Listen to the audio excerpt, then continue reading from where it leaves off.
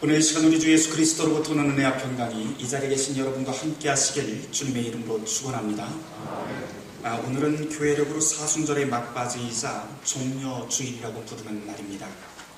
예수님께서는 3년간 공생의 사역을 마무리하시면서 최종 목적지인 골고다 언덕에 오르기 위해 예루살렘에 들어가게 됩니다. 때는 유대인 남자들이 모두 예루살렘에 모여서 지켜야만 하는 유대인의 절기, 민족의 절기 중의 절기라고 불리는 유대인의 유월절입니다. 복음서 전체를 보면 이 유월절에 예수님께서는 어린 나귀를 타고 들어가시게 됩니다. 그때 사람들이 뱀나무, 즉 종려나무 가지를 들고 모두 다 환호했다고 성경은 기록하고 있습니다. 그때 외치는 그 소리 중에 하나는 호산나라고 외치고 있는데요. 이 호산나라고 외치면서 사람들이 도열해 있는 이 상황은 사실 우리가 생각하는 일종의 퍼레이드와 같습니다. 여기서 호산나라고 외치는 것은 왕을 찬양한다 라고 하는 뜻입니다. 그런데 조금 더 깊이 생각을 해보면 단순히 왕을 찬양한다 뜻이 아니라 이 안에는 두 번째 깊은 의미가 한 가지가 들어있는데, 왕이여 당신의 백성을 도와주소서, 당신의 백성을 돌봐주소서, 왕이여 당신의 백성을 불쌍히 여기소서라고 하는 의미가 이 안에 들어있습니다. 이런 두 번째 맥락에서 좀 보자면 지난 우리 사경회 때 여기 계신 말테 리노 목사님께서 설명해 주신 키리에를 잠깐 설명을 해 주셨는데요. 주여 우리를 불쌍히 여기소서라고 하는 그 짧은 예배의식문의 그 문구와 그 의미가 상당히 맞닿아 있는 것 같습니다. 이 호산나라고 하는 이 뜻, 이 상황, 예수님을 향해서 외치고 있는 이 상황을 조금 더 정확하게 그 로마 제국의 상황으로 좀 말씀을 드린다면, 승리한 개선장군이 승리한 병사들과 함께 그 뒤에는 승리한 황제와 장군이 말을 타고 이렇게 입성을 합니다. 그 뒤에는 승리한 병사들이 있고요.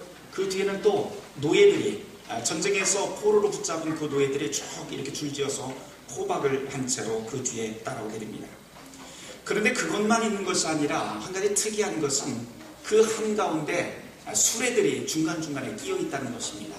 그 수레들이 무엇인가 하니 전쟁에서 이긴 곳에서 탈취한 그 전리품들이 그 수레에는 한가득 실려 있습니다. 그리고 그 수레 옆에는 군인들이 쭉 서 있는데요. 그 군인들이 하는 것은 이 전리품들을 옆에서 호산나 호산나 외치는 사람들에게 던져주는 역할을 합니다. 다시 말해서 여기에서 이 군중들이 호산나라고 외치는 것은 다름이 아니라, 왕이여 당신이 이제 승리했으니 당신이 탈취한 그 당신의 소유물들을, 그 전리품들을 우리에게도 나누어 주십시오 라고 하는 뜻이 됩니다. 예수님도 이렇게 황제나 로마 황제나 개선장군처럼 예루살렘에 입성하게 됩니다. 그런데 일주일도 안 돼서 상황은 급변하게 됩니다. 예수님을 보고 왕이라고 외치던 그 사람들이 이제는 저 사람을 죽이라고 외치게 되고, 결국 예수님은 십자가에 달리게 됩니다. 방금 전까지 박수치고 찬송하고 그리고 환호하던 그 사람들이 실은 예수를 죽인 장본인이라고 십자가 앞에 드러납니다. 이렇게 상황이 급변하는 일주일의 기간을 우리는 고난주간 또는 성주간이라고 부릅니다. 그 시작이 바로 오늘 예루살렘의 개선장군처럼 입성한 종려주일로부터 시작합니다. 그런데 만사가 다 그렇지만 어떤 사안이든지 누가 똑같은 것을 보고요, 어느 각도에서 보느냐에 따라 이 종려주일의 의미도 좀 달라진 것 같습니다. 때로는 어떤 분들은 교회 대청소하는 날로 압니다. 또 독일 청소년들에게는 제가 제 경험상 종려주일이 되면 방학하기 때문에 부활절봉이 한 20일 동안 시작이 되기 때문에 이 날은 아주 기쁜 날이 됩니다. 그런데 교회사의 그 전통 속에서 이 종려주일을 좀 본다면, 유아 세례 받은 아이들이 좀 자라서 일정한 신앙의 훈련을 받고 그 다음에 견신을 받는 견신례의 날로도 지켜졌습니다. 아이들이 견신례를 받는다고 하는 그 의미는 상당히 다양하게 생각할 수 있습니다. 특별히 이 아이들뿐만 아니라 그 아이가 견신례를 받게 되는 그 순간에 그 아이의 부모들에게는 이날이 내 아이가 이제 아이에서 어른으로 성장하는구나 라고 하는 표식이 되는 날이기도 합니다. 그래서 견신을 받는 날, 요즘 같으면 서양에서는 마치 우리가 설빔을 입히듯이, 아이에게 설빔을 사서 입히듯이 어머니가 새 옷을 사입히고 넥타이를 구입을 해서 아이들에게 넥타이를 딱 처음으로 선물로 주는 때이기도 합니다.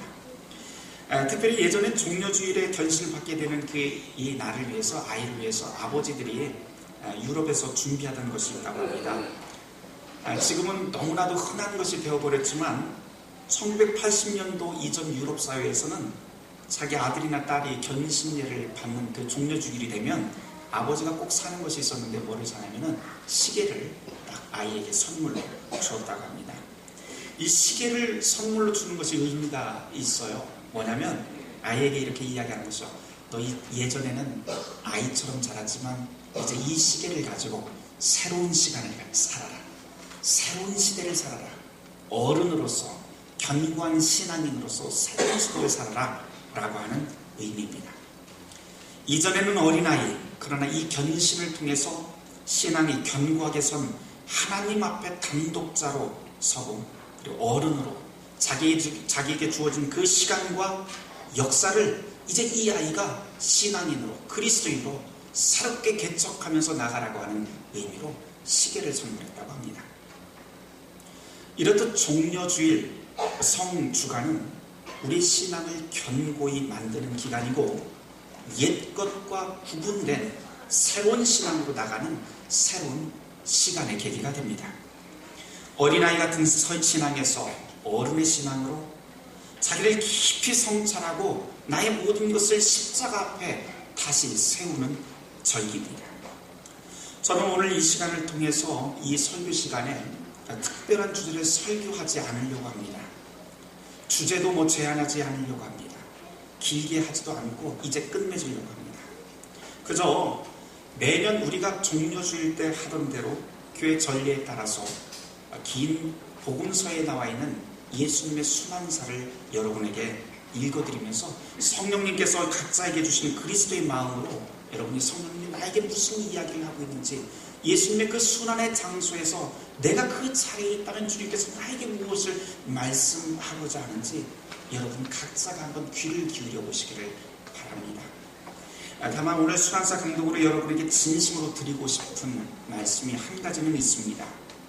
그것은 예수를 향해서 박수치고 환호하던 그 사람들이 십자가 앞에서 그분을 못 박은 사람들로, 때로는 배신자로, 때로는 아무 말도 못하고 진리를 알면서도 침묵하던 사람들로 드러났다는 것입니다. 그런데 이것이 2000년 전의 사건이 아니라 바로 오늘 우리의 이야기입니다. 이미 우리는 이제까지 넘쳐나는 사람들의 설교, 넘쳐나는 가르침을 들어왔습니다. 그러다 보니까 정작 하나님의 진짜 말씀들은 뒷전으로 밀리는 경우가 허다했습니다. 그리고 그리스도의 십자가와 구원의 역사가 쓰여진 이 원본에 대해서는 까맣게 잊고 지내는 때도 있었습니다. 그래서 오늘 저는 누가복음 22장 1절에서부터 23장 56절까지 긴 성서의 말씀을 그대로 한번 봉독해 드리겠습니다. 여기에서 제가 읽어드릴 성경의 말씀은 여러분들이 성경을 한번 펼쳐보시고 좀 비교를 하면서 들어보셨으면 좋겠습니다. 왜냐하면 제가 여러분에게 읽어드릴 성경은 우리 개역 개정판이 아니고 현대어로 풀어 쓴 유진 피터슨의 메시지라고 하는 이 성경의 말씀을 가지고 여러분에게 읽어드리기 때문입니다. 눈을 감고 들으셔도 되고요. 여러분들 성경을 펴고 비교를 하면서 들으셔도 됩니다. 다만 이 시간 제가 성경을 강독하는 이 시간에 긴장된 상태가 아니라 조용한 쉼의 상태로 성령님께서 여러분에게 들려주시는 이 십자가의 여정에 귀를 기울이기를 바랍니다. 누가복음 22장 1절부터 제가 읽겠습니다. 6월절이라고 하는 무교절이 다가왔다. 대제사장과 종교학자들은 예수를 없앨 방도를 찾고 있었지만 백성이 두려운 나머지 자신들의 행동을 숨길 방법도 함께 찾고 있었다. 그때 사탄이 12 제자 가운데 하나인 가롯 유다에게 들어갔다. 그는 다른 제자들을 떠나 대제사장들과 성전 경비대에게 가서 예수를 넘길 방법을 함께 의논했다. 그들은 자신들의 행운이 믿기지 않았고 그에게 두둑히 보상하기로 약속했다. 유다는 그들과 약속을 하고서 그때부터 무리의 눈을 피해 예수를 넘길 방도를 찾기 시작했다. 유월절 양을 잡는 무교절이 되었다. 예수께서 베드로와 요한을 보내며 말씀하셨다. 가서 우리가 함께 먹을 수 있도록 유월절을 준비하여라. 그들이 말했다. 우리가 어디에다 준비하기를 원하십니까? 예수께서 말씀하셨다. 시내로 들어가면서 주의하여 잘 봐라.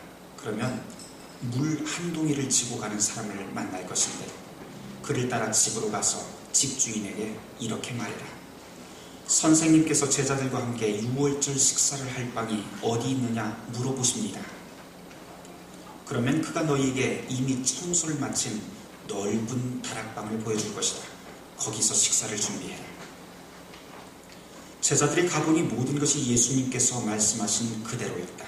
그들은 거기서 유월절 식사를 준비했다. 시간이 되자 예수께서 자리에 앉으시고 모든 사도가 함께 앉았다. 예수께서 말씀하셨다. 내가 고난의 때에 들어가기 전에 너희와 이 유월절 식사를 함께 하기를 얼마나 기다렸는지 너희는 모를 것이다.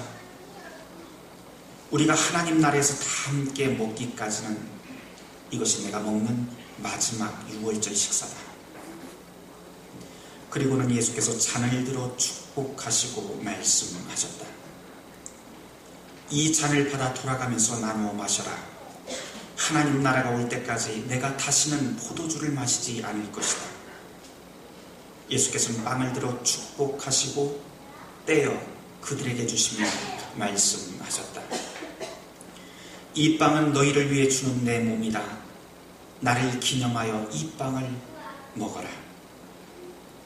저녁 식사 후에 예수께서 또 잔을 가지고 똑같이 하시며 말씀하셨다. 이 잔은 너희를 위해 붓는 내 피로 세운 새 언약의 잔이다. 나를 배반할 사람의 손이 지금 이 식탁 위에 있는 것을 너희는 아느냐? 인자는 이미 정해진 길을 가는 것이니 이것이 전혀 뜻밖의 일은 아니다. 그러나 인자를 배반하여 넘겨줄 그 사람에게는 오늘이 파멸의 날이다. 그들은 그런 일을 할 자가 누구인지 궁금해서 서로 의심하며 묻기 시작했다. 제자들이 자기 가운데 누가 가장 크게 될지를 두고 말다툼을 벌였다. 그러자 예수께서 개입하셨다. 얘들아, 왕들은 위세 부리기를 좋아하고 권세 가진 사람들은 거창한 호칭 달기를 좋아한다. 너희는 절대로 그래서는 안 된다. 너희 가운데 선배들은 후배처럼 되고 지도자는 종의 역할을 맡아라. 저녁 식사를 하는 사람과 시중 두는 사람 가운데 너희는 어느 쪽이 되고 싶으냐? 너희라면 시중 받으면서 식사를 하고 싶지 않겠느냐? 그러나 나는 너희 가운데서 섬기는 자리에 있었다. 너희는 크고 작은 시련 중에서도 끝까지 나에게 충실했다. 이제 나는 내 아버지께서 내게 주신 왕의 권세를 너희에게 준다.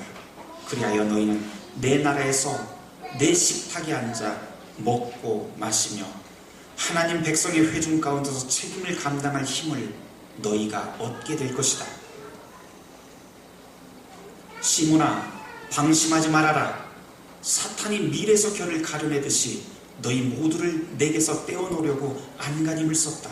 시몬아, 네가 굴복하거나 지쳐 쓰러지지 않도록 내가 특히 너를 위해 기도했다. 네가 시험의 시기를 다 통과하거든 너희의 동료들이 새로운 출발을 할 수 있도록 도와주어라. 베드로가 말했다. 주님과 함께라면 저는 무엇이든지 할 각오가 되어 있습니다. 주님을 위해서라면 감옥에라도 가겠습니다. 주님을 위해서라면 죽기까지 하겠습니다. 예수께서 말씀하셨다. 베드로야, 안 됐지만 너에게 이 말을 해야겠다. 숱하게 울기 전에 네가 나를 모른다고 3번 부인할 것이다. 예수께서 또 말씀하셨다. 내가 너희를 보내면서 꼭 필요한 것만 가지고 가볍게 다니라고 했을 때 너희에게 문제가 있었느냐? 그들이 말했다. 물론입니다. 아무 문제 없이 잘 지냈습니다. 예수께서 말씀하셨다. 그러나 이번에는 다르다. 고난에 대비해라. 힘든 시기가 닥쳐올 때니 필요한 것들을 챙겨라. 너희 겉옷을 전당에 잡혀서 칼을 구하여라. 그는 범죄자들과 한 무리로 여겨졌다가 기록된 그 성경의 말씀의 최종적인 의미가 비로소 나를 통해 완성될 것이다. 나에 대해 기록된 모든 것이 이제 결말로 다가가고 있다. 제자들이 말했다. 보십시오 주님, 여기 칼 2자루가 있습니다. 그러자 예수께서 말씀하셨다. 그만하면 됐다. 칼 이야기는 이제 그만하자. 예수께서 거기를 떠나 전에 자주 다니시던 올리브산에 가셨다. 제자들이 그분을 따라갔다. 그곳에 이르자 예수께서 말씀하셨다. 너희는 유혹에 넘어가지 않도록 기도해라. 예수께서 그들을 떠나 돌을 던져 닿을 만한 거리에 가셨다. 거기서 무릎 꿇고 기도하셨다. 아버지, 이 잔을 내게서 거두어 주십시오. 그러나 내가 원하는 대로 하지 마시고 아버지께서 원하시는 대로 행하십시오. 아버지께서 원하시는 것이 과연 무엇입니까? 그때 하늘에서 천사가 나타나 그분 곁에 서서 힘을 북돋아 주었다. 예수께서 계속해서 더욱 간절히 기도하셨다. 예수의 얼굴에서 쏟아지는 땀방울이 마치 핏방울 같았다. 예수께서 기도를 마치고 일어나서 제자들에게 돌아오보니 그들이 큰 슬픔에 잠겨 잠들어 있었다. 예수께서 말씀하셨다. 너희가 무슨 일로 자고 있느냐? 일어나거라. 유혹에 넘어가지 않도록 기도해야 된다. 예수께서 그 말씀을 하시자마자 한 무리가 12제자 가운데 하나인 유다를 앞세우고 나타났다. 유다가 예수께 입맞추려고 곧장 그에게 달려갔다. 예수께서 말씀하셨다. 유다야, 네가 입맞춤으로 인자를 팔려고 하느냐? 예수와 함께 있던 이들이 사태를 보고 말했다. 주님, 우리가 싸울까요? 그들 가운데 한 사람이 대제사장의 종에게 칼을 휘둘러 그의 오른쪽 귀를 잘라버렸다. 예수께서 말씀하셨다. 그냥 두어라. 그러고는 종의 귀를 만져 낫게 해주셨다. 예수께서 거기에 온 사람들 곧 대제사장과 성전 경비대와 종교 지도자들에게 말씀하셨다. 내가 위험한 범죄자라도 되는 것처럼 칼과 몽둥이로 내게 덤벼들다니 이게 도대체 무슨 짓이냐?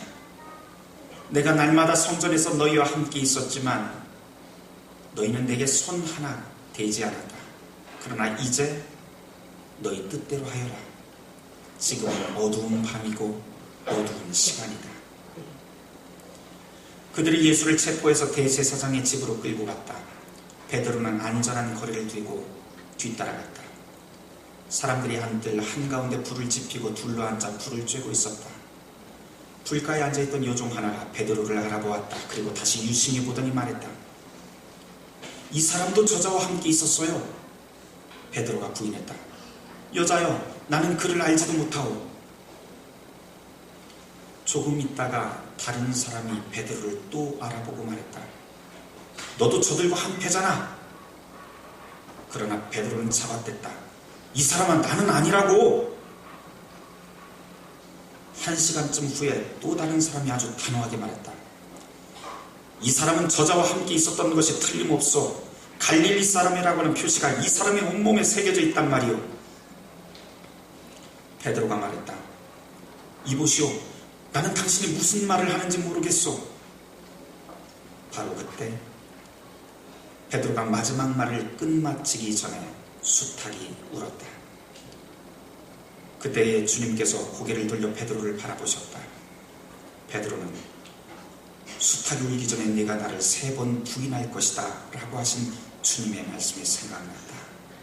그는 밖으로 나가 하염없이 흐느껴 울고 또 울었다. 예수를 맡은 자들이 그분을 마구 때리며 조롱하기 시작했다. 그들은 예수께 눈가리개를 씌우고 놀렸다. 이번에 너를 친 사람이 누구냐? 그들은 그분을 가지고 그렇게 신나게 놀았다.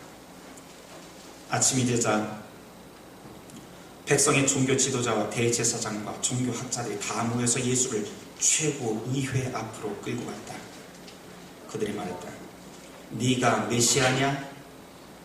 예수께서 답하셨다. 내가 그렇다고 해도 너희는 나를 믿지 않을 것이다. 내가 너희 질문이 무슨 뜻이냐고 물어도 너희는 대답하지 않을 것이다. 내가 할 말은 이것이다. 이제 후로는 인자가 하나님의 오른편에 그 권능의 자리에 앉게 될 것이다. 그들이 일제히 말했다. 그러면 네가 하나님의 아들이라고 했던 주장을 스스로 인정하는 것이냐? 예수께서 답하셨다. 그 말을 계속하는 사람들이 바로 너희들이다. 그러자 그들의 마음이 정해졌다. 우리에게 무슨 증거가 더 필요하겠어? 우리가 들은 것처럼 이 자는 자기 입으로 하나님의 아들이라고 말하는 것이나 다름없어. 그 후에 그들 모두가 예수를 빌라도에게 끌고 가서 고발하기 시작했다.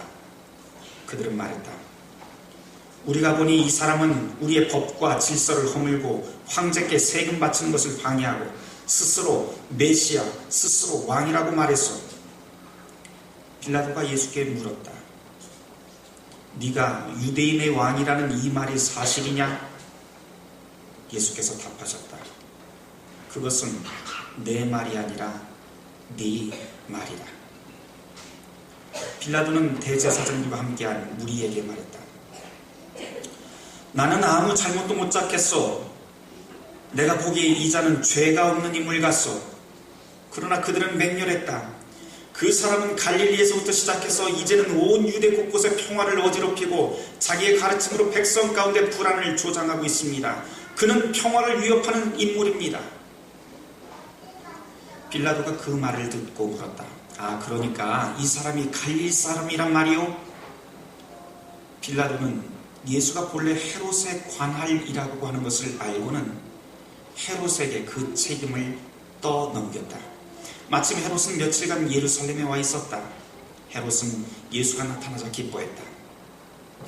그는 오래전부터 예수를 보고 싶어 했고 그분에 대한 이야기를 귀가 닳도록 들어왔다. 그는 예수가 무슨 대단한 일을 행하는 것인지 직접 눈으로 보고 싶어 했다.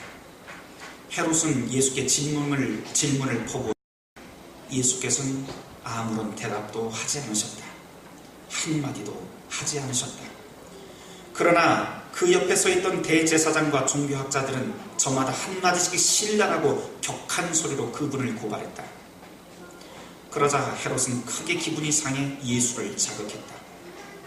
헤롯의 병사들도 합세해서 조롱하고 비아냥거렸다. 그리고는 공들여 만든 왕의 복장을 그분에게 입혀서 빌라도에게 돌려보냈다. 전에는 생전 가까이 하지도 않던 헤롯과 빌라도가 그날은 둘도 없는 사이가 되어버렸다. 빌라도가 대제사장과 통치자와 다른 사람들을 불러들여 놓고 말했다. 여러분들은 이 사람이 평화를 어지럽힌다고 해서 나에게 데려왔어. 내가 여러분 모두가 보는 앞에서 그를 신문해 보았지만 여러분의 고발을 뒷받침할 만한 그 증거를 하나도 나는 찾지 못했어. 헤롯 왕도 혐의를 찾지 못해 이렇게 무혐의로 나에게 돌려보냈어. 이 사람은 죽을 만한 일은 고사하고 아무 잘못도 없는 것이 분명하요.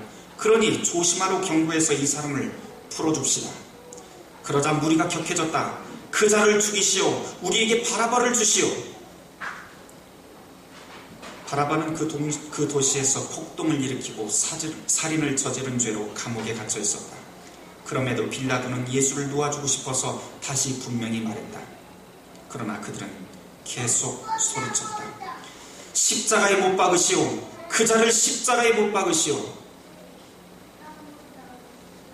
빌라도가 3번째로 나섰다. 그러나 무슨 죄목 때문이요? 나는 이 사람에게서 죽일 만한 죄를 찾지 못했소. 조심하라고 경고한 다음 그냥 이 사람을 풀어주겠어요. 그러나 무리는 고함을 치면서 예수를 십자가에 못 박으라고 막무가내로 우겼다. 결국 그들의 고함 소리가 빌라도의 말문을 막았다. 빌라도는 잠자코 그들의 뜻을 들어주었다. 그는 폭동과 살인죄로 감옥에 갇혀있던 사람을 풀어주고 예수를 그들에게 넘겨주어 그들이 원하는 대로 하게 했다. 그들이 예수를 끌고 가다가 마침 시골에서 올라오던 구레네 사람 시몬에게 십자가를 지워 예수의 뒤를 따르게 했다. 큰 무리가 뒤를 따랐고 여자들도 함께 따라가며 슬피 울었다. 예수께서 여자들을 돌아보며 말씀하셨다. 예루살렘의 딸들아, 나를 위해 울지 마라. 너희와 너희 자녀들을 위하여 울어라. 사람들이 이렇게 말할 날이 올 것이다. 임신하지 못한 여자는 복되다. 아이를 낳아보지 못한 태는 복되다. 젖을 먹인 적 없는 가슴은 복되다. 그때 사람들이 산하다 대고 우리 위로 무너져 내려라 하고 언덕에다 대고 우리를 덮어버려라 외칠 것이다. 사람들이 살아있는 푸른 나무에도 그렇게 하는데 말라버린 나무에는 어떻게 하는지 상상이나 되느냐. 다른 죄수 두 사람도 사형을 받으러 예수와 함께 끌려갔다. 해골 언덕이라고 하는 곳에 이르러 그들이 예수를 십자가에 못 박았다. 두 죄수도 하나는 그분 오른쪽에 다른 하나는 왼쪽에 못 박았다. 예수께서 기도하셨다. 아버지, 이 사람들을 용서해 주십시오. 이 사람들은 자기들이 무슨 일을 하는지 모릅니다. 그들은 주사위를 던져 예수의 옷을 나눠 가졌다. 사람들이 거기 서서 예수를 구경했고 주모자들도 비웃으며 말했다. 저 사람은 다른 사람들을 구원했는데 자기 자신도 구원하는지 한번 봅시다. 하나님의 메시아라고, 선택받은 자라고. 병사들도 다가와 예수를 조롱하고 비웃었다. 그들은 신포도주로 그분께 건배를 제안했다. 유대인의 왕이여, 너나 한번 구원해 보시지. 예수의 머리 위에는 이 사람은 유대인의 왕이라고 쓴 팻말이 붙어 있었다. 함께 달린 죄수 가운데 한 사람도 그분을 저주했다. 너는 대단한 메시아가 아니냐. 너를 구원해봐라. 우리를 한번 구원해보라고. 그러자 다른 죄수가 그의 말을 막았다. 너는 하나님이 두렵지도 않느냐. 이분은 너와 똑같은 일을 당하고 있어. 우리야 처벌받는 것이 마땅하지만 이분은 그렇지 않잖아. 이분은 이런 처벌을 받을 만한 일을 하신 적이 없다. 그러고 나서 그가 말했다. 예수님, 당신의 나라에 들어가실 때에 저를 기억해 주십시오. 예수께서 말씀하셨다. 걱정하지 마라. 내가 그렇게 하겠다. 오늘 네가 나와 함께 낙원에 있을 것이다. 어느덧 정오가 되었다. 온 땅이 어두워졌고 그 어둠은 이후 3시간 동안 계속되었다. 칠흑 같은 어둠이었다. 성전의 휘장 한가운데 찢어졌다. 예수께서 큰 소리로 부르셨다. 아버지, 내 생명을 아버지 손에 맡깁니다. 그 말을 하시고 예수께서 숨을 거두셨다. 그 자리에 있던 지휘관이 일어나 이 일을 보고 하나님께 영광을 돌렸다. 이 사람은 참으로 죄 없는 사람이었다. 선하고 죄 없는 사람이었다.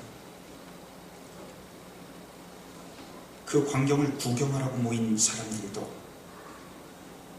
실제로 일어난 일을 눈앞에 보고는 모두 비탄에 잠긴 채 집으로 돌아갔다. 예수를 잘 아는 사람들과 갈릴리에서부터 그분을 따라온 여자들은 숙연한 마음으로 멀찍이 서서 지켜보았다. 유대 최고 이후의 의원으로 요셉이라고 하는 사람이 있었는데 그는 마음이 선하고 성품이 어진 사람이었다. 그는 의회의 계획과 행동에 찬성하지 않았다. 유대인 동네 아리마대가 고향인 그 사람은 하나님 나라를 간절히 기다리며 살아온 사람이었다. 그가 빌라도에게 가서 예수의 시신을 거두게 해달라고 간청했다. 요셉은 그분을 십자가에서 내려 세마포 수위에 싸서 아직 아무도 사용한 적이 없는 바위를 깎아 만든 무덤에 그분을 모셔두었다. 그날은 안식일 전날이었고 안식일이 막 시작될 무렵이었다. 갈릴리에서부터 예수를 늘 따라다니던 여자들이 뒤따라가서 예수의 시신을 모셔둔 무덤을 보았다. 그러고는 돌아가서 장례용 향료와 향유를 준비했다. 그들은 계명대로 안식일에 조용히 쉬었다. 모든 지각이 뛰어난 하나님의 평강이 그리스도 예수 안에서 여러분의 마음과 생각을 지키실 것입니다.